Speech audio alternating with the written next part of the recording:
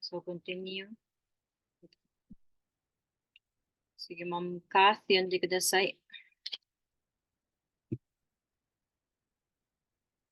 Nursing care related to bathing, keeping clean.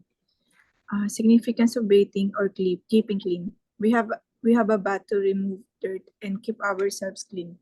Bathing makes us feel relaxed, refreshed, and satisfied.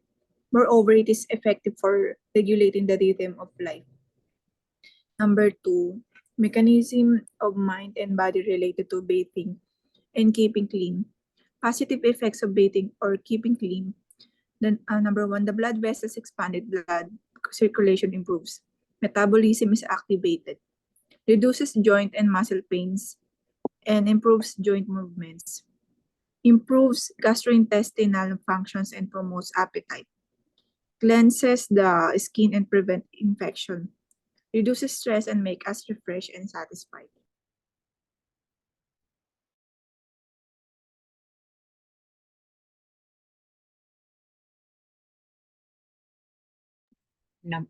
Mute ko pala. So, importante talaga na maligo everyday tayo or yung patients natin para ma-remove yung mga dirt sa katawan natin, then nakaka-relax din, and then nakaka-refresh ng feeling, di ba? Lalo na ngayon kapag init. So, moreover, it is effective for regulating the rhythm of life. Pero sa Japan, hindi everyday naliligo yung patients natin. Kasi sa amin before, pag summer, parang twice a week lang yata. Then, if malamig, like winter, so once a week lang kami nagpapaligo ng patient. Pero everyday sila nag-change ng damit. Then yung iba is nagpupunas ng nagpupunas ng katawan.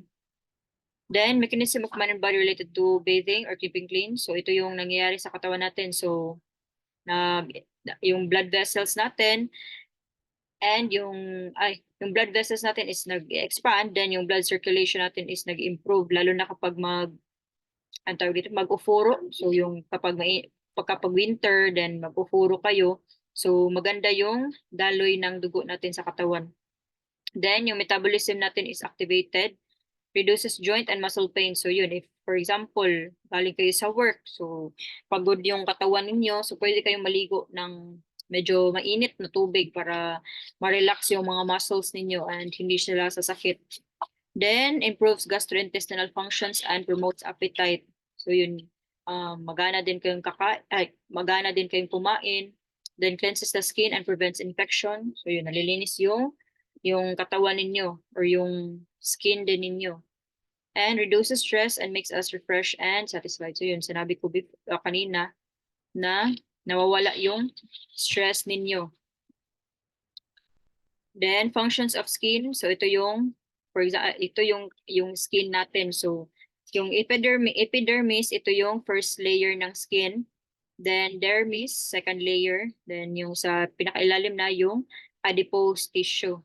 So yung functions ng skin is nag-absorb siya ng impact from outside to protect internal organs. So for example, may kutsilyo. So hindi ka agad pag kunyari matusok kayo ng kutsilyo, so hindi ka agad sa internal organs mapupunta yung kutsilyo. So dito muna siya sa skin natin. So ito yung nagpo-protect sa internal organs natin. Then prevents stimulation from hazardous substances.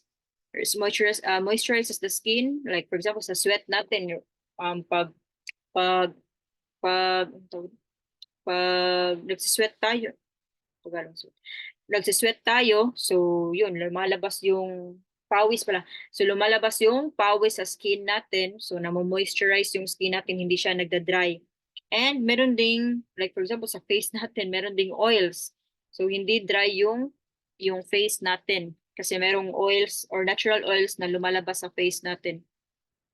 Ang naka-disadvantage lang sa oil if sobra naman yung labas niya sa skin natin, lalo na sa face. So nagiging oily yung skin. So dapat talaga mag-face washing pa rin kayo para hindi siya dumami yung oil sa face natin. Then regulates the body temperature. So yun, if for example, mainit yung mainit sa labas or pag mainit yung katawan ninyo, so lumalabas yung pawis. So yun na nagiging cool yung body ninyo. So, if ever naman na malamig, so for example, winter, nasa labas kayo, so pinapainit din niya yung katawan natin. Pinoprotektahan ng skin natin yung katawan natin para hindi tayo, parang hindi tayo ma-frozen ba or ma-freeze. So, ito yung sebaceous gland. So, yung sebaceous gland, ito yung mga sebum or yung mga oils. Then, eccrine gland. So, yung eccrine glands distributed all over the body. They do not smell. So, hindi siya mabaho. Then, yung apocrine gland, ito yung nasa armpits, ganyan, etc. Sa singit. So, ito yung mga mababahong sweat or pawis. Yung hair root, so ito yung sa buhok natin. Then, areas of the skin that are easy to get dirty. So, skin gets dirty due to secretion of sweat and sebum. So, ito yung sa leeg, yung sa armpit, then sa singit, then sa feet. So, areas that are easy to get dirty are areas where the skin is folded. So, lalo na kapag mataba galing yung patient ninyo, tapos naging slim yung patient nyo, tapos meron siyang mga skin na nagpo-fold ba. So yun, dapat i-clean nyo yung part na yun, yung mga na-fold na skin kasi dun sumisiksik yung mga pawis na mabaho. So next, Ma'am Jeremy, yun di kudasay. Actuality of bathing, keeping clean. Points to remember regarding bathing, keeping clean. Be considerate of the feeling of embarrassment of the user. Manage the physical condition of the user. Observe the state of the user's skin. If you find any problem, report it to the medical staff. Improve the living environment to prevent falling, heat shock, etc. Improvement of bathing environment.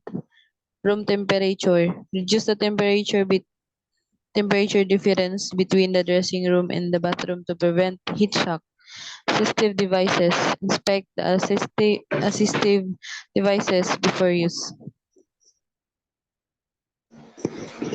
Temperature of bath water. Hot bath water can be a burden on the body. Floor. As the bathroom floor is slippery, there is a risk of falling. Level difference. The level difference between the dressing room and the bathroom can pose a risk of falling.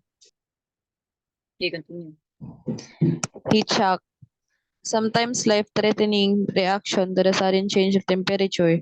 Heat shock is a word created in Japan by combining two English words. Ay. So ito yung points to remember. So dapat i-provide privacy pa rin natin yung patient lalo na kapag maligo.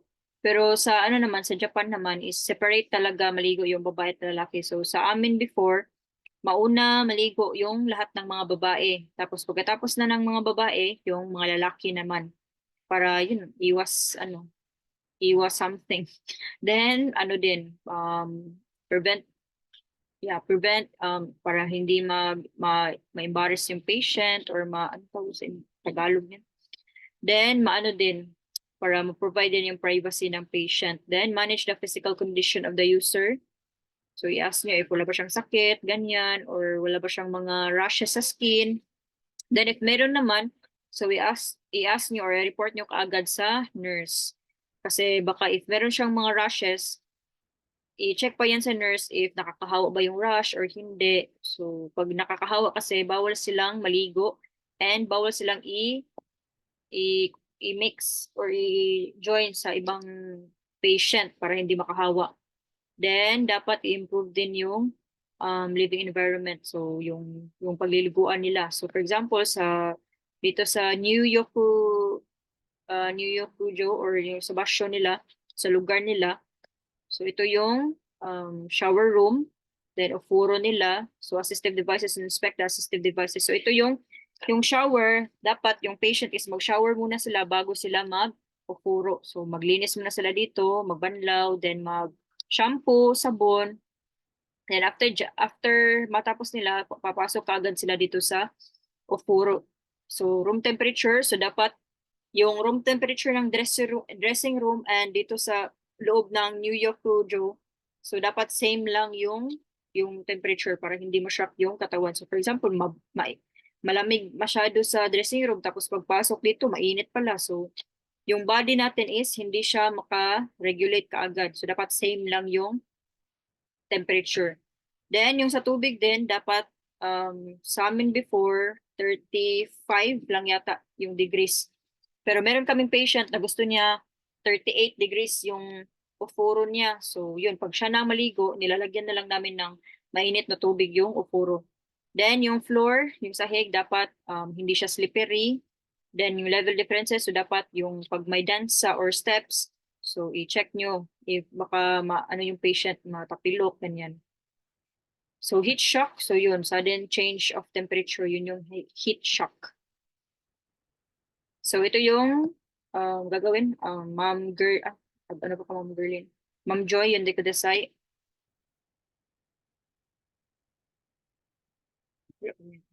Ma'am Joy.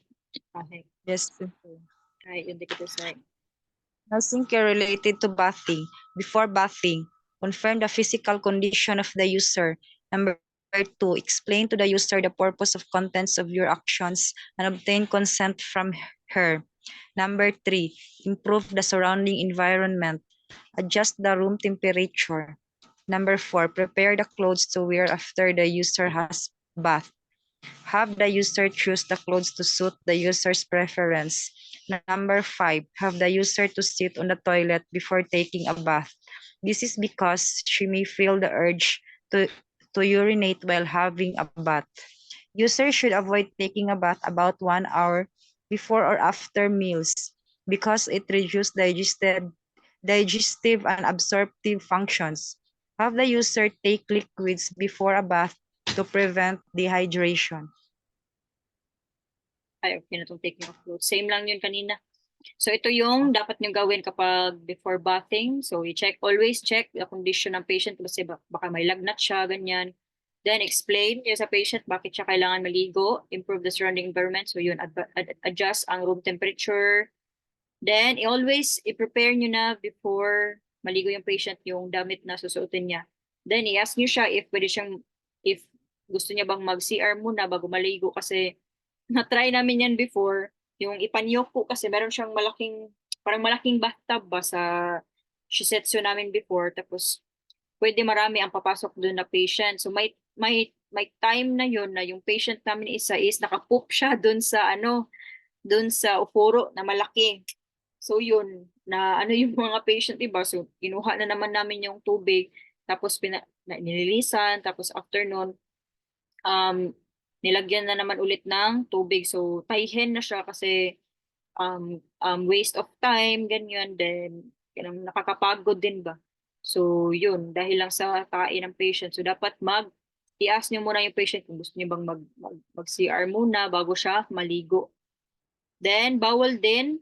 So, avoid taking a bath about 1 hour before or after meals. So, dapat huwag niyo munang paliguin yung patient ninyo 1 hour before and after meals. So because it reduces digestive and absorptive functions. So have the user take liquids before a bath. Hindi lang before, dapat before and after. So dapat painumin niyo yung patient ng tubig before and after. Kasi bakit sinali ko yung after? Kasi habang nag-uufuro sila, lalabas kasi yung sweat or yung pawis natin sa katawan. So yun, nade-dehydrate yung patient ninyo after maligo. So dapat painumin nyo siya ng tubig or yung otsa after maligo, before and after.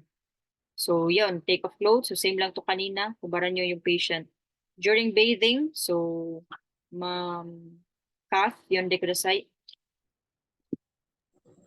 During bathing, when the user moves from one place to another, move along with her to prevent falling.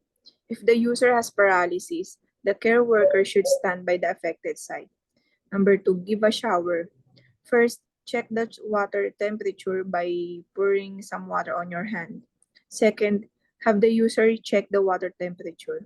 For the protection of privacy, place a towel over the genital area. When showering, start pouring the water on the user's fingertips first and gradually move to the center of the body. If the user has paralysis, pour the water starting from the unaffected side. Number 3, wash the body. Make a good lather with liquid soap and wash the skin without scrubbing it hard. Confirm that the areas that are easy to get dirty have been cleaned.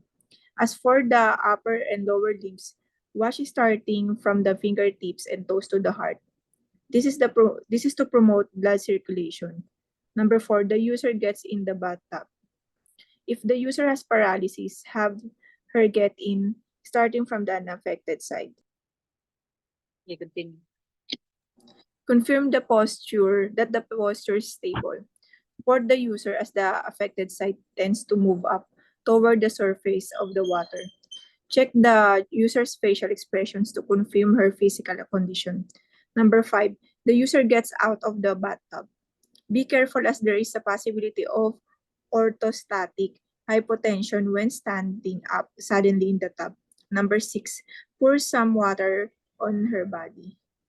Right. So, pag naligo na yung patient, so yun, samahan niyo yung patient, i-assist niyo pa rin yung patient, lalo na kapag may mahi or paralyzed yung patient ninyo. So, the care worker should stand by the affected side. So, always affected side. So, give a shower.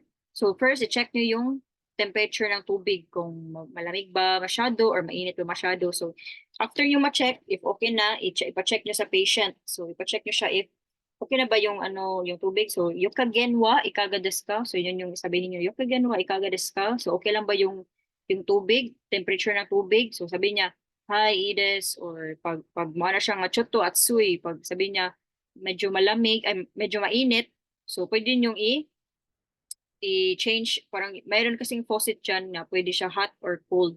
So, i-change nyo lang yung sa faucet. Then, lagyan nyo ng towel, yung sa genital area niya para provide privacy. Then, first, pag mag-shower kayo, fingertips first, gradually move to the center of the body. Then, if the user has paralysis, pour the water starting from the unaffected side. So, sa actual, hindi na talaga siya mag-matter kung saan mo inuna yung pag-pour ng tubig. Pero dito sa book, so unahin yung unaffected side. So, yung healthy side, ganyan. Then, wash the body. Then, yun, so liquid soap muna. Then, meron silang parang towel. So, yun yung pangkuskus nila. Pwede niyo gamitin yun. Then, if may part na hindi nila kayang kuskusin, so kayo yung mag-scrub para sa patient. Then, so papasok na yung patient sa bathtub. So, dapat doon siya, yung first na ipasok niya is yung healthy side niya kasi para ma-move niya yung body niya. Then, after doon, if okay na yung patient, if stable na yung patient ninyo, so i-ask nyo siya if okay lang ba siya, ganyan. Then, i-support nyo yung paralyzed side niya kasi may tendency na aangat yun. Then after ilang minutes, parang 2 to 3 minutes lang yata, yan sila pwede mag-bathtub. So hindi sila pwede magtagal kasi marami pang patient na nakalinya. So paglalabas na yung patient, be careful lang na patayuin kaagad yung patient kasi baka mahilo yung patient and matumba. So dahil yun sa orthostatic hypotension. Sinabi ko before, yung kapag nakahiga ka tapos diretso ka babangon, so yun yung orthostatic hypotension, parang nawawala yung or less na yung oxygen sa brain mo kasi kaya yun yung nangyari. Then i-rinse mo siya ng clean water after. Then sa washing the hair, si Ma'am Jeremy yun di ka say. Washing the hair. Wet the hair with water from the shower. Use shampoo after making a good lather. Wash the head with the balls of your fingers. Scratching with the fingernails will damage the skin. After bathing, wipe the body. Wipe with a dry towel to prevent the lowering of the body temperature. Wipe the body by pressing lightly with a towel, as rubbing will damage the skin. Do not forget to wipe the areas where the skin is folded. Prevent drying of the skin with a moisturizing cream, etc. Second, the user puts the clothes on. Third, use a dryer to dry his hair. Direct the warm air from the dryer onto your hand to prevent the user from getting a burn. 4. Have the user take liquids and rest. So, yun yung if mag-wash ng hair. So, kayo din mag-wash ng hair. So, if If kaya ng patient nyo, pwede siya din nyo. Pero meron din silang parang brush ba sa pangligo. So sila mag-focus sa hair nila. If wala naman, pwede ikaw yung mag-focus sa hair nila. Or if wala silang ganong brush, pwede yung dito ninyo yung tips ng fingers ninyo. So wag nyong fingernails kasi masakit yun kapag yun yung ikuskus ninyo. So ito yung gamitin nyo. Yung ano lang, yung sa fingertips ninyo. So ito yung ipangganyan nyo. Then after bathing, wipe the body. So yun. Then i-dry nyo kaagad yung katawan niya.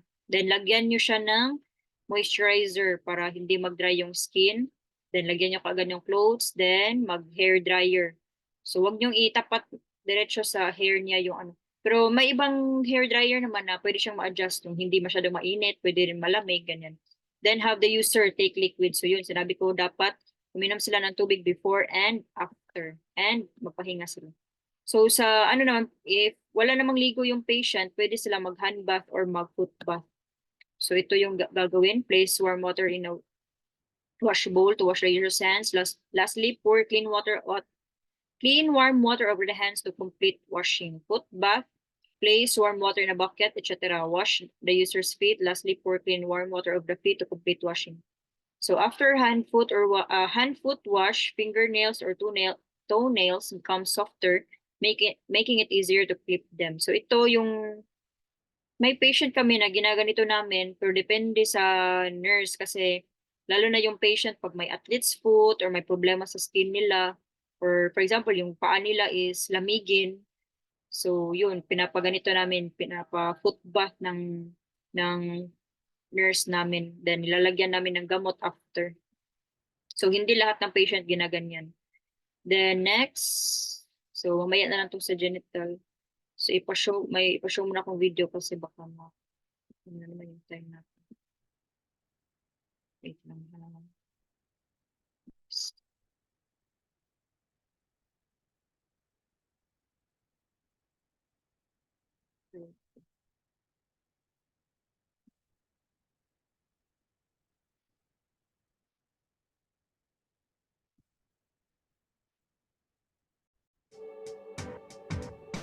Nakita niyo yung Stroke screen. is the fourth leading cause of death in Wait, hindi yan.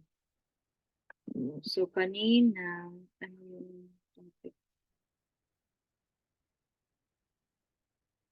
Oh, that's soon.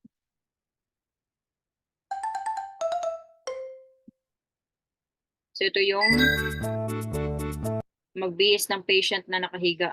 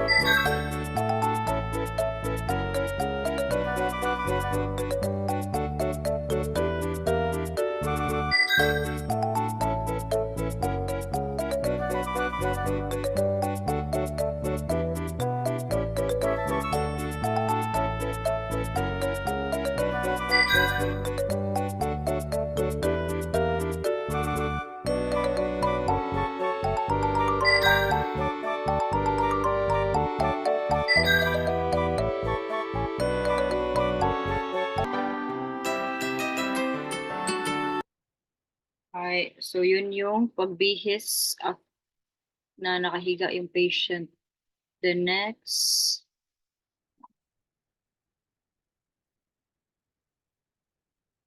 yung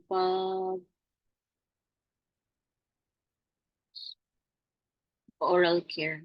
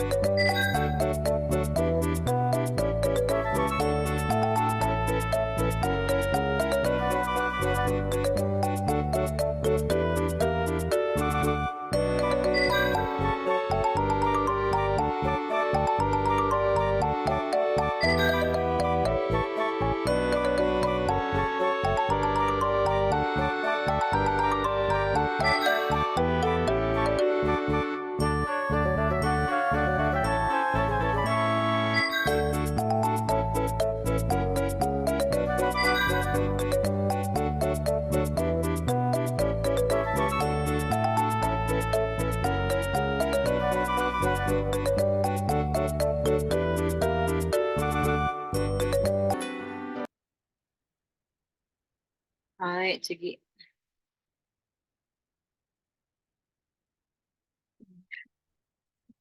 Ay, hindi. Tapos na to pala.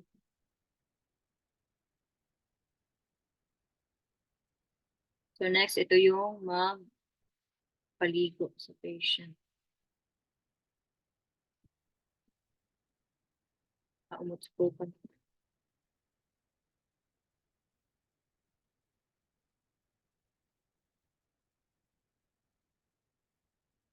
So ito, magpaligo sa patient na nakahiga yung patient. Or ano to? Nasa tokuyoku. Tokuyoku yung tawag dito.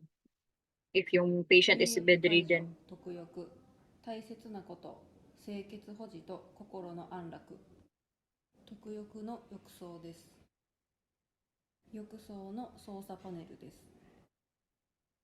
ストレッチャーですストレッチャーのリモコンですサイドフェンスの操作方法です、上に上げます。上上げて持ち上げて引っ張ってストレッチャーのブレーキは踏むとロック上げると解除できます脱衣室で上の衣類だけ脱ぎます浴室へ移動しリクライニング車をストレッチャーに近づけて平行につけ頭元を下げますストレッチャーに移します転落防止のためベルトをつけ解除しやすい高さに上げます耳栓をつけます浴槽内の温度をパネルと直接手を入れて確認しますシャワーの温度もパネルと自分の手にかけて確認します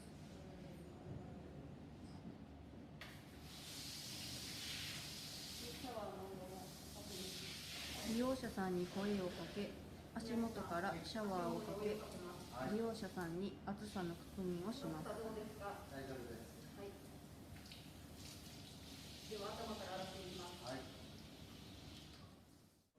洗髪をします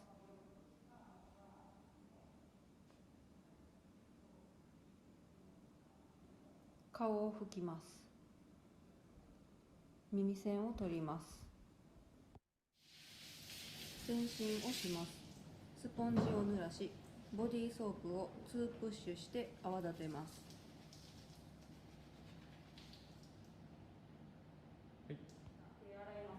体の上の方から洗っていきます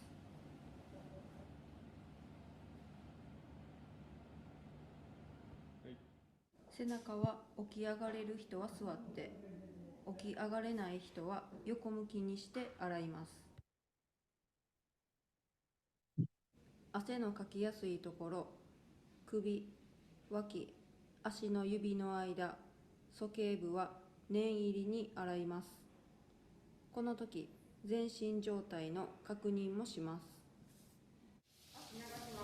シャワーで泡をしっかりと洗い流します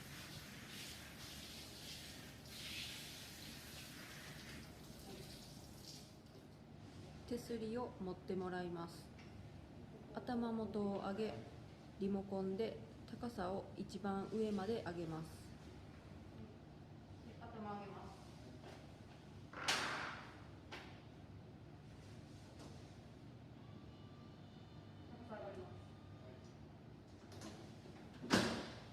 ブレーキを外し浴槽へ移動します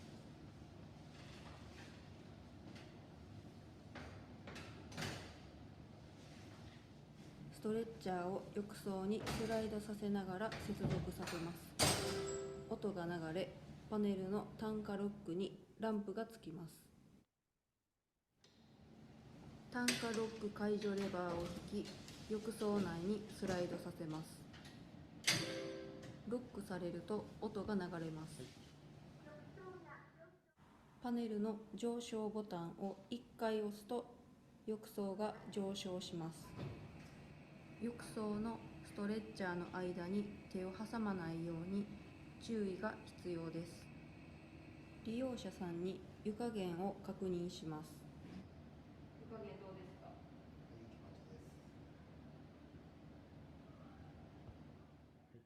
出るときは下降ボタンを1回押すと浴槽が下がります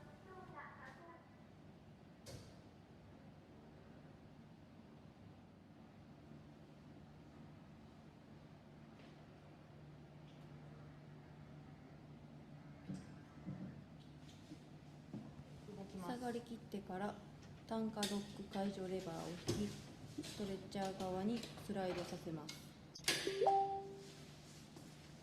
ブレーキの横にあるペダルを踏んでロックを解除します。解除できるスペースを作り、ストレッチャーのブレーキをかけ、利用者さんに掛け湯をします。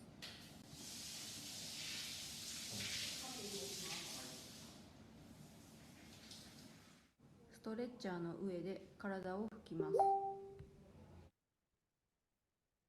おむつとズボンを解除します。ストレッチャーからリクライニング車に移動します。So after maligo ng patient, so balik na siya sa bihisan na area. Or pwede diretso na siya sa room ng patient. So, post sa video.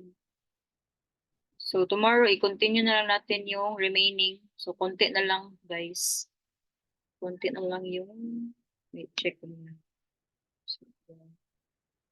So yun, last na lang. Konti na lang yung topics natin tomorrow, ilang page na lang para makasagot din kayo, continue sa ano niyo exam. So isend ko na ngayon after ng class yung ano ninyo, yung exam.